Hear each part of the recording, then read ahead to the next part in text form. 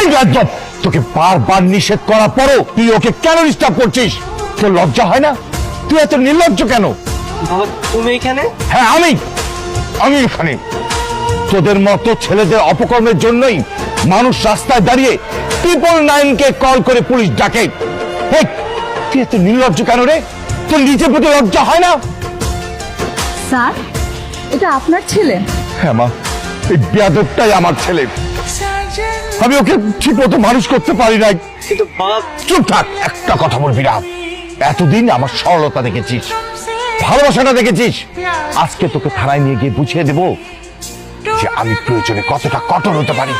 একে থানায় ধরে নিয়ে যাও। তুমি একা কেন? আমার ছেলে কই? অপরাধীকে বিচার না করে ছেড়ে দেওয়া যায় না, সেটা তুমি জানো না? মানে কি? আর আমার ছেলেকে আনলা না, আবার বলতেছো অপরাধী? একদম চুপ থাকবা।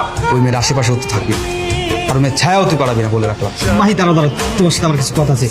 কি বলবেন বলেন। তুমি হৃদয়ের বিরুদ্ধে মামলাটা তুলে নাও না, হৃদয় কখনো তোমাকে ডিস্টার্ব করবে না। পুলিশ ধরে নিয়ে গেছে, পুলিশকে বলুন। আমাকে এসে বলছেন কেন? চলুন তো মামা। আমি তোমার মায়ের মতন, আমি জানি আমার ছেলেটা অনেক বড় অন্যায় করে ফেলছে, এই জন্য আমি অনেক লজ্জিত মা। তুমি আমাকে একটা হেল্প করো না মা, তুমি থানায় গিয়ে একটু অভিযোগটা তুলে নাও। এই মুহূর্তে আমি কি করতে পারি? তুমি আমার সাথে একটু থানায় চলো। আচ্ছা ঠিক আছে। হৃদয়ের বিরুদ্ধে আমার কোনো অভিযোগ নেই। তুমি ভেবে চিনতে বলছো তো? বাদী তার মামলা তুলবে, এটা ভেবে বলছে নাকি না ভেবে বলছে তাতে তোমার কি? প্রতিদিন এসব ঝামেলা ভালো লাগে না। আজকে ওকে ছেড়ে দেবো, কালকে যদি আবার সেম কাজ করে আসে তখন তো আবার বিচার আসবে। আমি আর ওর বিরুদ্ধে বিচার দিব। সিগনেচার নিয়ে ওকে ছেড়ে দাও।